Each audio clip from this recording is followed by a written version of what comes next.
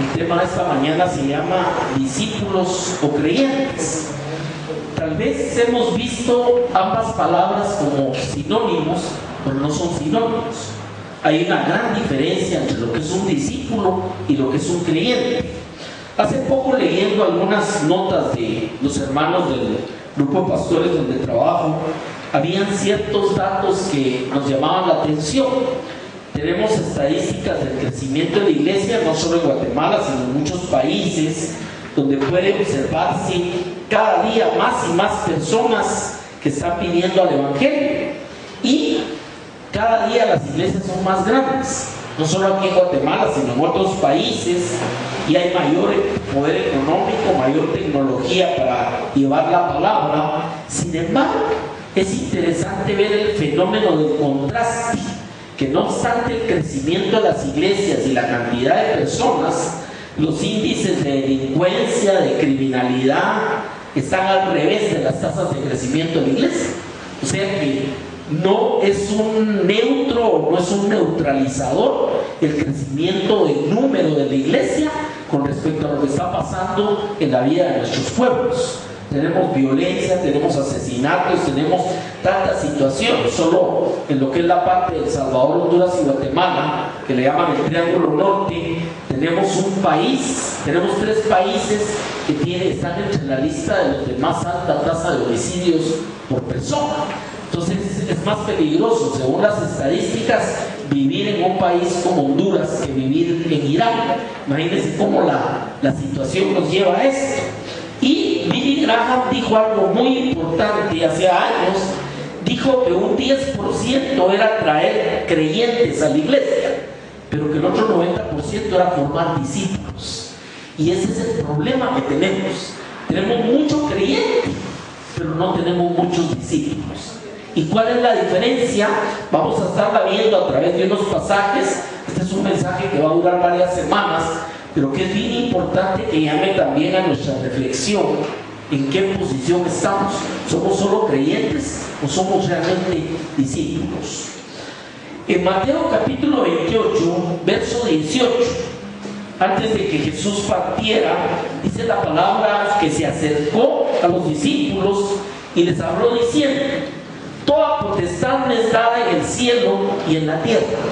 Esto es bien importante. ¿Por qué? Porque el éxito de la obra en la tierra no depende del poder de Dios, depende de lo que el pueblo de Dios haga. ¿Qué quiero decir con esto?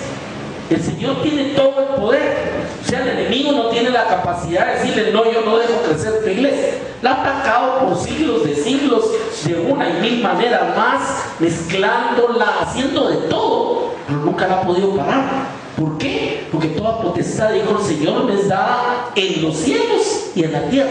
Ese es el soporte de la iglesia. Pero a continuación dijo: por tanto. Ese por tanto es un conector de que Jesús tiene toda potestad en los cielos y en la tierra. Entonces dice: por tanto, ir y hacer discípulos. Nótese que no dijo hacer creyentes, dijo hacer discípulos a todas las naciones, bautizándolos en el nombre del Padre y del Hijo y del Espíritu Santo. El bautismo cristiano es solo la puerta de entrada al discipulado, es solo la iniciación. Entonces muchas personas creen en Jesucristo, creen en la salvación por medio de la obra, se congrega a una iglesia, se bautiza, pero de ahí no sigue creciendo. Ahí viene la diferencia entre el creyente y el discípulo. Luego dijo el Señor: haced discípulos a todas las naciones, bautizándolos. Y dice en el verso 20, aquí está la clave del discipulado: enseñándoles que guarden todas las cosas que os he mandado. O sea, la diferencia entre el creyente y el discípulo es que el discípulo es enseñar en todas las cosas que el Señor nos ha mandado. Y aquí le digo sinceramente, si hacemos un examen, no en esta iglesia, en la iglesia en general, yo estoy seguro que mucha gente perdería el examen. O sea, ¿qué es lo que Jesús nos ha mandado? Algunos citan algunas cosas fuera de contexto, pero la palabra nos enseña que lo que nos ha mandado es mucho más grande. Está en muchas partes en la Escritura. Se fue un poco el micrófono, ¿verdad? ¿La batería salió? Sí, ya es la batería. Bueno, voy a seguir con otro micrófono.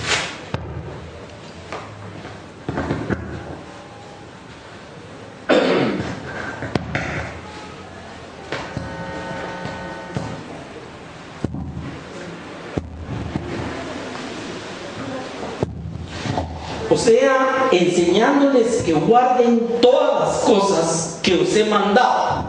Y luego viene una promesa. Y he aquí, yo estoy con vosotros todos los días, hasta el fin del mundo. Amén. Ese es el cierre del Evangelio de Mateo. Ahora, saquemos algunas cosas por acá. Primero, ir y hacer, ¿a quién le toca? A la iglesia. ¿Correcto? El ir y hacer es la tarea que le encargó a la iglesia. El soporte de ese mandato está en que Él tiene toda potestad en los cielos y en la tierra. O sea que no dependemos de alguien que tenga que ganar una posición de autoridad, sino ya la tiene. Amén. Es la iglesia la que no ha ganado una posición de autoridad, no el Señor que los mandó.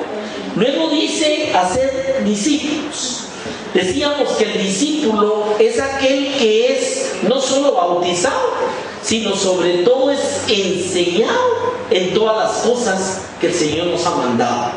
Y en los pasajes que vamos a estar estudiando, este es solo el punto de la introducción, vamos a ver claramente cómo se comporta el creyente, en diferencia a cómo se comporta el discípulo.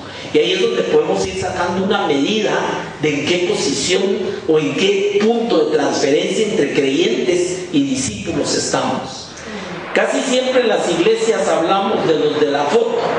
O sea, en todos lados dicen los de la foto. ¿Quiénes son? Son los más allegados a la tarea, lo que hay que hacer en la iglesia. Y hay mucha gente que es parte de la iglesia y están fielmente y todo, pero no se involucran. ¿Por qué? Porque son creyentes, no son discípulos. Ahí es donde miramos el punto de esto. Ahora, vemos claramente en este pasaje también que Jesús no dijo ir y hacer creyentes. ¿Por qué? El creyente es un momento de conversión en el corazón del hombre cuando entiende la obra de la cruz y acepta a Jesús como su Salvador. En ese momento que hay una paternidad de Dios hacia el creyente, es que él inicia en el caminar de una vida cristiana. Pero el discipulado es la tarea o el enseñarlo durante toda la vida para que crezca y traiga fruto. Vemos la diferencia de esto. Por eso dijo ir y hacer creyentes. El otro tema dijo enseñándoles que guarden todo lo que os he mandado. Esta palabra tiene connotaciones de crecimiento y sobre todo de obediencia. O sea, alguien que está creciendo hacia el discipulado es alguien que ya tiene como norma de vida el obedecer a Dios. O sea, no es una persona que es altibajos, sino es una persona que se establece en una línea de crecimiento y de obediencia a las cosas de Dios. Ahora, cuando termina y dice, he aquí que yo estoy con vosotros todos los días hasta el fin del mundo, esa es la garantía del éxito de la iglesia para ser discípulos. O sea, no nos ha dejado, no nos ha abandonado, está con nosotros cada día. Entonces, si amarramos los dos elementos, el de entrada y el de salida, dice, toda potestad me ha sido dada en el cielo y en la tierra. Y dice, yo estoy con vosotros todos los días hasta el fin del mundo. Ese es el contexto donde se desarrolla la tarea de la iglesia de ir y hacer discípulos. Amén. Y le digo, el tema del bautismo es solo la puerta de entrada, pero lo más importante acá es enseñándoles que guarden todas las cosas que os he mandado. Y ahí tiene usted resumido todo el quehacer de la iglesia. O sea, a través de los siglos hemos visto mucha gente que se ha mantenido en esa línea de hacer discípulos, pero hemos visto también muchas personas que han pasado desapercibidas en la iglesia porque nunca llegaron a ser discípulos. Amén. Bueno, vamos a empezar viendo entonces las diferencias. En Marcos capítulo 6, verso 31 34, quiero leer un pasaje ahí rápidamente. Y salió Jesús y vio una gran multitud y tuvo compasión de ellos porque eran ovejas, como ovejas que no tenían pastor, y comenzó a enseñarles muchas cosas. Una de las características del creyente es que el creyente es parte de la multitud, que muchas veces parece ovejas sin pastor. Ese es un caso. O sea, ¿por qué venían a oír, a buscar a Jesús? Porque creían en Jesús, eran creyentes. Pero ¿quiénes eran los que se quedaban? ¿Quiénes eran los que se juntaban y empezaban a traer un fruto? Los discípulos. Amén. Vemos la diferencia. Ahora, comencé a enseñarles muchas cosas, y dice el verso 35: cuando ya era muy avanzada la hora, sus discípulos se acercaron a él diciendo: el lugar es desierto y la hora muy avanzada, despídelos para que vayan a los campos y aldeas de alrededor y compren pan, pues no tienen qué comer. Y respondiéndoles les dijo: dadles vosotros de comer. Aquí vamos a ver varios contrastes. Primero, vimos que el creyente es parte de la multitud, y el creyente está acostumbrado a ser alimentado, cuidado, sanado, apoyado, exhortado. O sea, es aquella persona que llega: ¿qué me van a dar? ¿Me entienden? Necesito que oren por mí, necesito que me ayuden, necesito que me apoyen, o sea, es un cúmulo de necesidades. Ese es el creyente. Pero el discípulo es el que el Señor le dice: denle ustedes de comer. Y ahí tenemos la diferencia.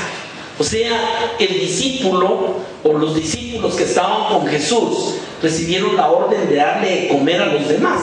Y claro, la primera protesta fue: ¿dónde vamos a sacar tanto pan para esta multitud? La otra fue: ya es tarde, no hay dónde comprarlo, no tenemos suficiente dinero, lo que tenemos son unos cuantos peces y panes, etcétera. O sea, yo no digo que el discípulo no pueda entender o ver sus propias limitaciones, pero a pesar de eso, el Señor los usa. Porque ahí vimos lo que pasó en el pasaje. El Señor bendijo lo poco que tenían, lo puso en las manos de los discípulos, y ellos fueron los que repartieron, y es donde se ve el milagro de la multitud, de la multiplicación. O sea, aquí vemos dos cosas bien claras. El discípulo estaba ahí para ver qué le iban a dar. O sea, quiero oír el mensaje, quiero que ore por mí Jesús, tengo hambre, ¿quién me va a dar de comer? O sea, nos damos cuenta que el creyente era esa multitud de necesidades, mientras que el discípulo es a los que mandan, ¿no? Ustedes vayan y denles de comer, aunque protesten y que dónde voy a sacar, pero ahí van y obedecen y ven el milagro de Dios. Entonces vemos la claridad entre el creyente y el discípulo. Cuando estamos en la etapa solo de requerimiento, somos creyentes. Cuando estamos en la etapa de aprender a dar de lo que hemos recibido, estamos pasando a la fase ya de discípulos. Ya el discípulo ya da, el discípulo ya comparte, el discípulo ya es útil en las manos del Señor para bendecir multitudes. Veamos la diferencia de esto. Veamos otro caso. En Hebreos capítulo 5, verso 11, dice la palabra del Señor. Acerca de esto, está hablando de doctrina cristiana. Acerca de esto tenemos mucho que decir y difícil de explicar. La doctrina cristiana es como la matemática. Si usted va con el niño del primer año, lo ve sumando 1 más 1, 2 más 2, ya después en segundo año ya maneja las tablas de multiplicar. O sea, está teniendo un crecimiento de complejidad. Ya cuando llegamos a la universidad y vemos los trabajos de Lucía, ya es otra cosa, están en chino. Ahora, ¿por qué? Porque hay un desarrollo, hay un crecimiento, hay una comprensión en la complejidad. Y aquí el apóstol dice: tenemos mucho que decir y difícil de explicar, por cuanto os habéis hecho tardos para oír. El creyente muchas veces es tardo para oír. y hay que volverle a enseñar lo mismo y otra vez la misma doctrina. Sigamos viendo el pasaje. Mire, verso 12. Porque debiendo ser ya maestros. O sea, ¿cuál es la diferencia entre el creyente y el discípulo? Que el discípulo llega al nivel de ser un maestro para otros, mientras que el creyente siempre está con que le expliquen otra vez porque no entendió. Vamos viendo las diferencias. Y el apóstol dice, tenemos cosas difíciles de explicar, pero se han hecho tantos para oír. Porque debiendo ser ya maestros después de tanto tiempo. Aquí quiero usar esta frase porque tiene un elemento que es muy importante. Tener 20 años en la iglesia no me hace discípulo. ¿Cuántos entendemos eso? Puedo tener 20 años de ser creyente en la iglesia, o no he llegado a ser discípulo. Y viene otro y tiene 3 años de estar en la iglesia y es discípulo. O sea, no es cosa también de tiempo. Claro que lleva un tiempo de desarrollo, pero pasar del creyente al discípulo también tiene que ver con la inversión de tiempo y el interés que le ponga a la persona que quiere ser discipulada. Ahí tenemos un punto. Aquí el Señor les dice, ustedes ya deberían de ser maestros después de tanto tiempo. Posiblemente eran hermanitos que había dejado ahí hacía 4 años que habían pasado por esa iglesia y ahora los vienen a encontrar los mismos hermanos con las mismas faltas de comprensión de la doctrina, etc. Ahora, dice, después de tanto tiempo tenéis necesidad que se os vuelva a enseñar cuáles son los primeros rudimentos de la palabra de Dios y habéis llegado a ser tales, y aquí hace una alegoría, que tenéis necesidad de leche y no de alimento sólido. ¿Qué toma el bebé en la primera etapa de su vida? Toma leche, ¿correcto? Ya sea materna o como sea, pero ese es su alimento. Pero ¿qué pasa si el niño tiene 2 años y lo seguimos manteniendo solo con leche? ¿Se va a desarrollar correctamente? La respuesta es no. Yo me acuerdo a los 8 o 9 meses ya le dan la natilla y la compota. ¿Por qué? Porque está creciendo, se está desarrollando. Aquí el apóstol utiliza el ejemplo de aquellos que están en la iglesia, tienen tiempo de estar ahí, ya debieran de ser los maestros, pero se da cuenta que hay que volverles a dar lechita y volverles a enseñar los primeros rudimentos de la doctrina, porque se han hecho tardos para oír. Entonces aquí tenemos un punto bien claro de la diferencia entre lo que es un discípulo y la diferencia de lo que es un creyente. Muchas veces el creyente está en un estado igual por años y están en la iglesia. Como le digo, esto no quiere decir que menosprecie al creyente. No, creen en el Señor, creen en la palabra de Dios, creen en la verdad del Evangelio, son fieles en la iglesia, diezman, ahí están en los servicios, pero hay un estatus de lentitud en lo que es su crecimiento y su comprensión de las cosas difíciles de explicar del Evangelio. Entonces aquí el apóstol habla, tenéis necesidad de leche y no de alimento sólido. Y dice en el versículo 3, todo aquel que participa de la leche es inexperto en la palabra de justicia, porque es niño. Mi pastor decía algo bien interesante, decía, ese ya no es niño, ese es enano. ¿Por qué? Porque ya debió haber crecido, pero no creció. O sea, ese ya no es un niño. Y esto es a lo que se está refiriendo aquí el apóstol en este pasaje. Está hablando de gente que vuelve otra vez a tener necesidad porque no son expertos en la palabra de justicia, y aquí usa otra alegoría que los compara con el niño. Luego dice el verso 14, pero el alimento sólido, o sea, ¿cuál es el alimento sólido? Es la palabra difícil de explicar, ya es el grado avanzado. El alimento sólido es para los que han alcanzado madurez. Aquí tiene otra característica del discípulo. El discípulo alcanza madurez. El creyente puede pasar muchos años siendo niño. Ahí tenemos otra diferencia más. ¿Qué es la madurez? La madurez simplemente es un estado de experiencia y conocimiento en la persona que ya lo lleva a tomar sus propias decisiones y decisiones correctas en su vida. Eso es ser maduro. ¿Estamos de acuerdo? Lo que pasa es que lo hemos malentendido, ¿verdad? Que cuando hay canas o hay caída de pelo, decimos, ese hermano es maduro. Depende. Amén. Depende. Ese hermano es mayor, pero no necesariamente maduro. O sea, yo tenía un hermano que ya murió él, pero él era mayor que yo, pero era un niño, pues, y hacía metía en pata y cada cosa en su vida. Ese nunca maduró. Entonces se ve claramente cómo la maduración en el caso del evangelio es un producto del discipulado. El discípulo se vuelve experto en manejar la palabra de justicia y empieza a mostrar decisiones de madurez en su vida. O sea, está siendo alimentado de alimento sólido. Y le voy a decir, aquí hay un ejemplo muy interesante de eso. Yo he visto algunos ministerios en nuestro país donde los pastores tienen un tipo de mensaje un poquito bajo. O sea, es un mensaje muy práctico, es un mensaje que el pueblo lo necesita. No estoy criticando, no estoy diciendo que no esté bien, pero si usted se da cuenta, son hermanos que tienen un mensaje muy suavecito, muy de leche, toda la vida. ¿Es cierto? Mientras que hay otros hermanos que se la disparan a lo Einstein desde el punto de vista del evangelio. O sea, palabra bien elevada, palabra ya compleja, manejan hermenéutica, etc. Entonces, hay personas que no les gusta ese tipo de predicador.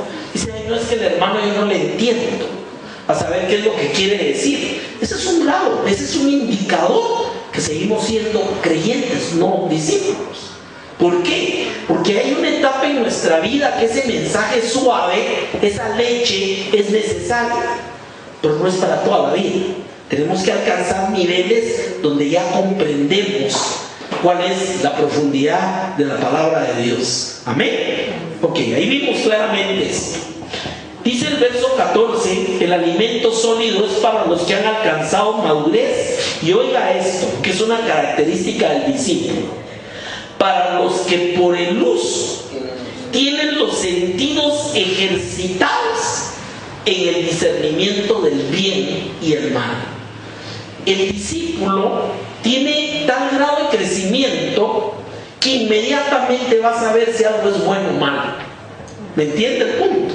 Sí, inmediatamente decir, no, esto no está bien, esto no es correcto, eso no le agrada a Dios, de una vez. ¿Por qué? Porque tienen los sentidos ejercitados.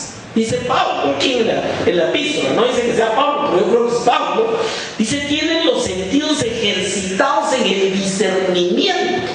Y le voy a decir, este es el tipo de hermano que muchas veces se le pide consejería. ¿Por qué? Porque la gente sabe que es alguien que va a dar una consejería acertada. Si mira, hermano, sé que piensa tal cosa. ¿Por qué?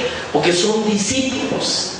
Han aprendido a tener los sentidos ejercitados para discernir el bien y el mal. O sea, vemos acá en este pasaje entonces que el creyente es el que pasa a veces años en la iglesia, participa en retiros, en actividades, pero siempre está tomando los rudimentos de la palabra, siempre hay que darle lechita y no puede manejar profundidades para él y siempre está preguntando qué es bueno o malo.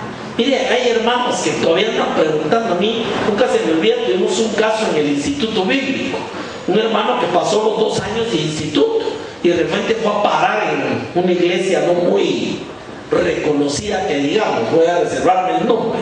Cuando me contó el otro pastor, me dice, fíjate que fulano se fue a tal iglesia, a tal denominación. Yo dije, entonces, ¿qué vino a hacer estos 2 años aquí, pues? ¿Me entiende? Sí, se fue a meter a un lugar no bueno desde el punto de vista de pseudocristianismo. Entonces, ahí lo que se ve es que no todo el mundo está comiendo con la misma maduración.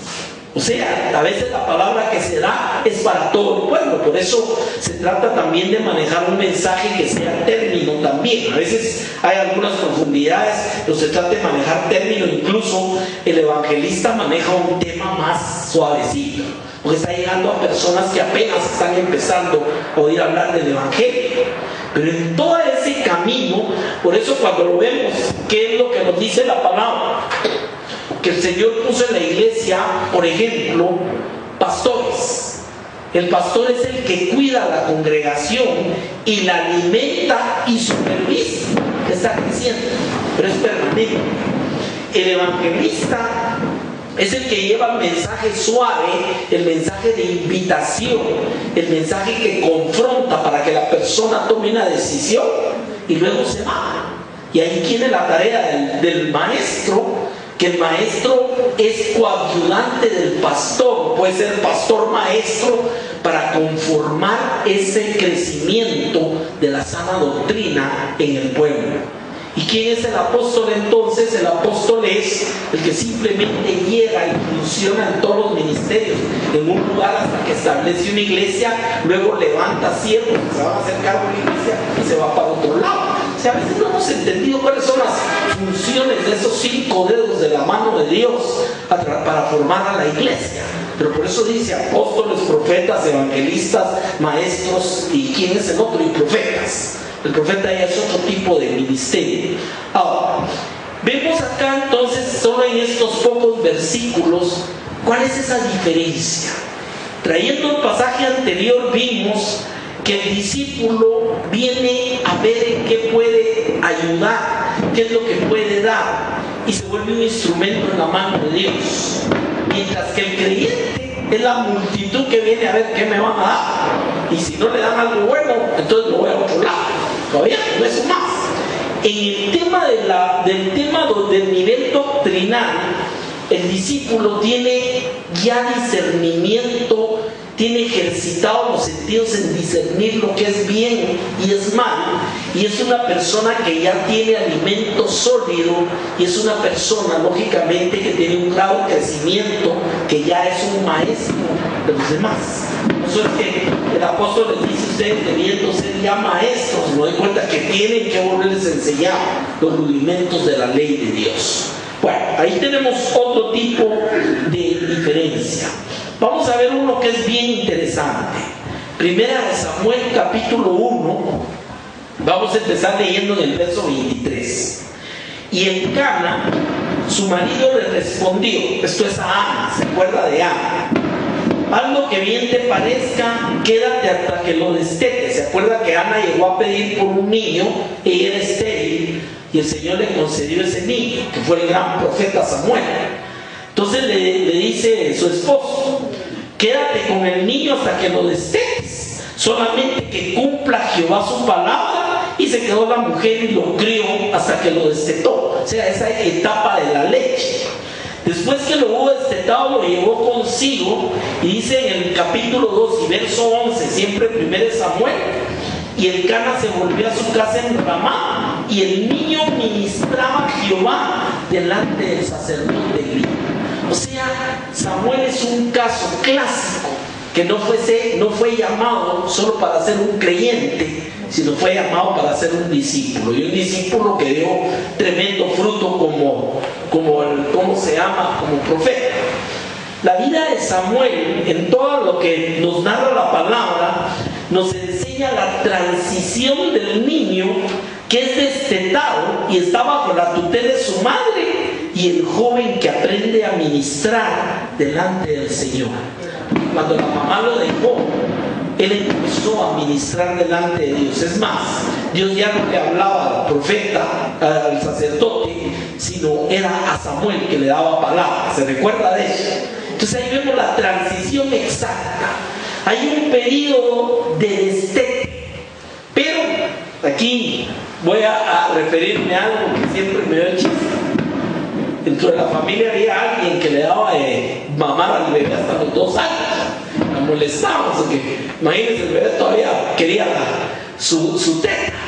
Ahora, definitivamente ese punto, el no destete, es lo que hace que a veces los creyentes se conviertan en dependientes en la iglesia.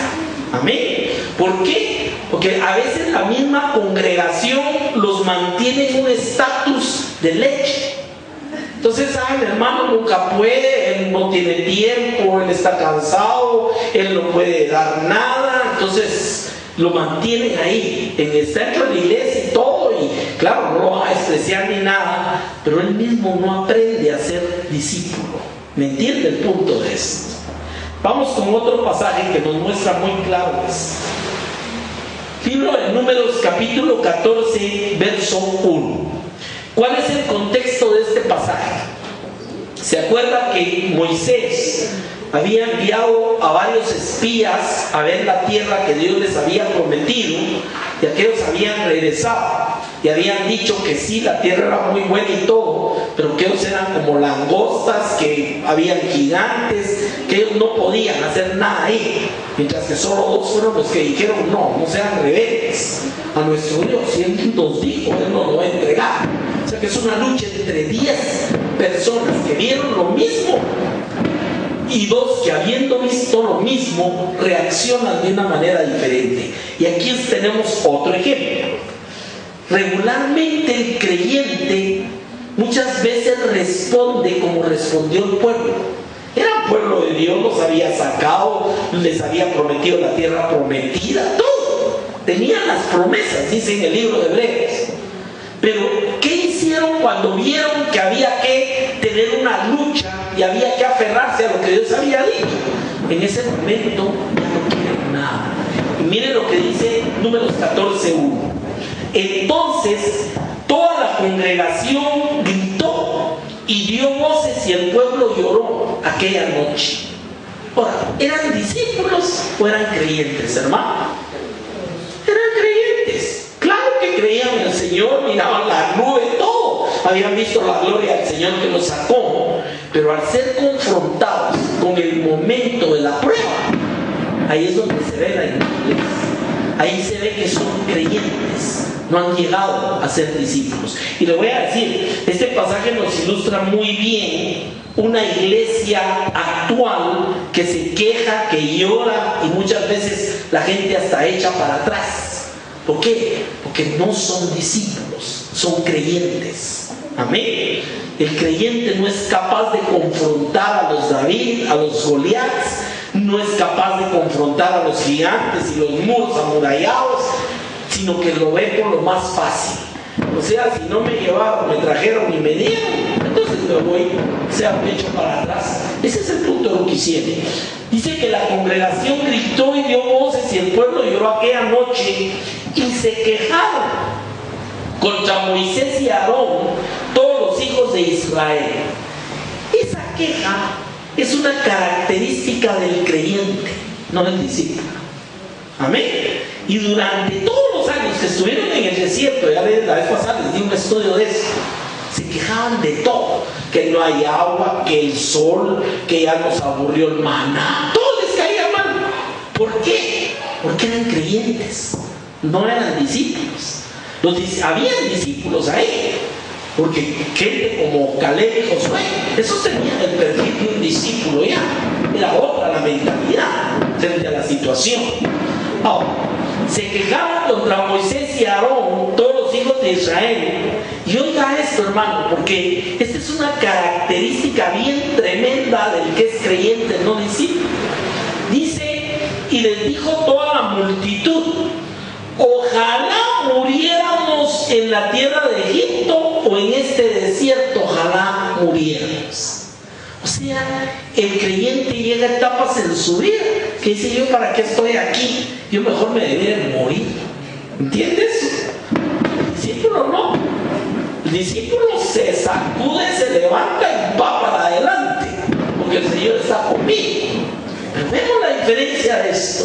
Y con esto también nos habla de todo aquel gran pueblo que salió de Egipto, que había pasado el mar, que habían visto la nube que les daba sombra en el día y la columna de fuego que los alumbraba en la noche, que habían visto tangiblemente la mano de Dios alimentándolos en el desierto y dándole aguas de la roca, seguían siendo creyentes, no discípulos.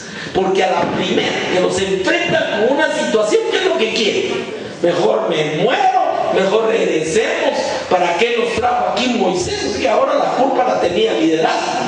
¿Me entiende? Esas son todas las características de un no discípulo todavía. Y aquí había un gran pueblo de estos. Dice el verso 3, ¿por qué nos trae Jehová a esta tierra para caer a espada? O sea, imagínense a quién le echaron la culpa de lo que estaba pasando, hermano. Al mismo Dios. O sea, ahora no era ni siquiera Moisés y Aarón, no era Dios. ¿Y para qué nos trajo aquí? Por eso mejor nos debiéramos de morir. Eso es lo que están diciendo. ¿Por qué? Porque no son capaces de confrontar el momento de la prueba. No son discípulos. Amén. ¿Cuál fue el entrenamiento de Jesús? Y nótese que nunca habla de los que andaban con Jesús como creyentes. Habla de ellos como discípulos. Y no eran solo los 12. Había más discípulos. Había mujeres entre los discípulos. ¿Por qué? Porque estaban sometidos a un entrenamiento continuo. Darles a ustedes de comer. Vayan y echen fuera demonios en mi nombre. Vayan y hagan esto.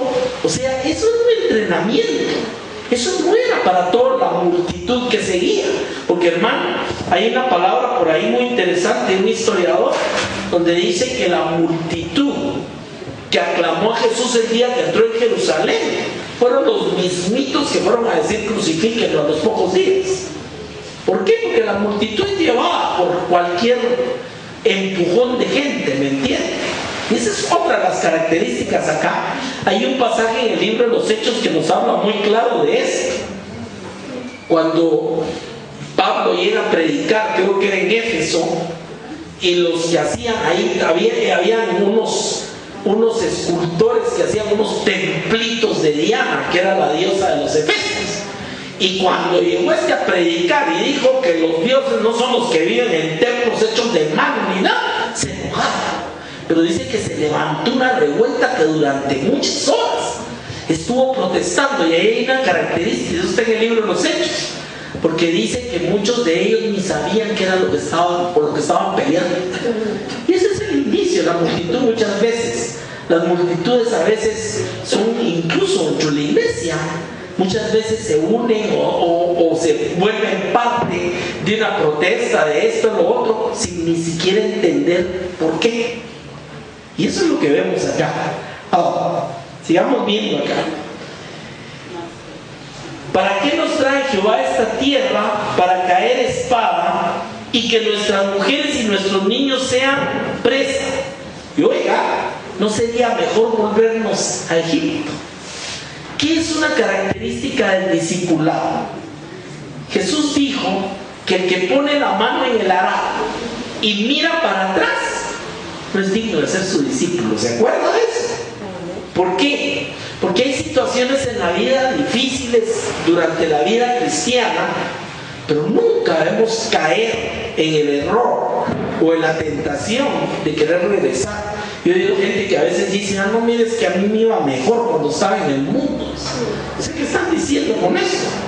¿Me entienden? O sea, mejor me regreso. Y esa es exactamente otra prueba del discipulado y de lo que es el creyente. El creyente va a estar mientras todo esté bien, pero cuando hay problemas, cuando hay compromiso, prefiere pasar por ahí o simplemente irse. Ese es el punto. Mientras que el discipulado es el que está buscando qué más hay que hacer, hacia dónde es que hay que ir, qué es lo que hay que conquistar. Vamos viendo las diferencias. Dentro de estas personas habían dos discípulos, Caleb y Josué. ¿Por qué? Primero, porque confiaban en la mano del Señor. O sea, si el Señor va con nosotros, Él nos lo entregará. No sean rebeldes. Eso fue el mensaje al pueblo. El otro punto es que estaban dispuestos a ir hacia adelante y enfrentar al enemigo tomando las armas y luchar. ¿Por qué? Porque el discípulo es un conquistador que confía en las promesas de Dios. Ahí hay otra diferencia entre el creyente y el discípulo. Amén. Bueno, vamos con otro pasaje. Primera de Samuel 17:10. Es el enfrentamiento de ¿cómo se llama? De David y Goliat. Veamos qué perfil era el que tenía David. Y añadió el filisteo, primera de Samuel 17:10. hoy yo he desafiado al campamento de Israel, dame un hombre que pelee conmigo. ¿Cuál era la reacción de todos los que estaban en el campamento cuando aquel gigantón venía y les decía eso? Dice el verso 11: oyendo Saúl y todo Israel estas palabras del filisteo, se turbaron y tuvieron gran miedo. Esa es una característica del creyente, no del discípulo. Amén. O sea, ante la amenaza del enemigo se turba y siente miedo. ¿Correcto?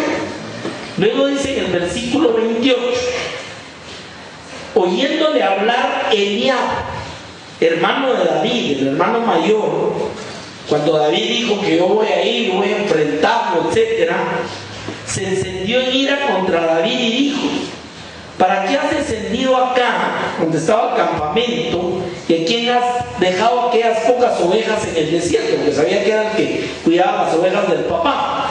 Y le dice: yo conozco tu soberbia y la malicia de tu corazón, que para ver la batalla has venido.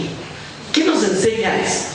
Nos enseña que a veces el creyente es muy dado a criticar a los Josué, a los Caleb, a los Gedeón o a los David. O sea que el creyente por naturaleza, ¿y para qué se van a meter en eso? No, mire, eso nadie lo ha hecho, ¿para qué lo vamos a hacer nosotros? O sea, es el no de siempre, el que toda la vida le pone un pero a las cosas. Ese es el creyente muchas veces. Y en este caso el mismo hermano mayor de David lo acusa que solo había venido por malicia para ver la batalla. O sea, ese es el pensamiento, lo que cree por lo cual vino David.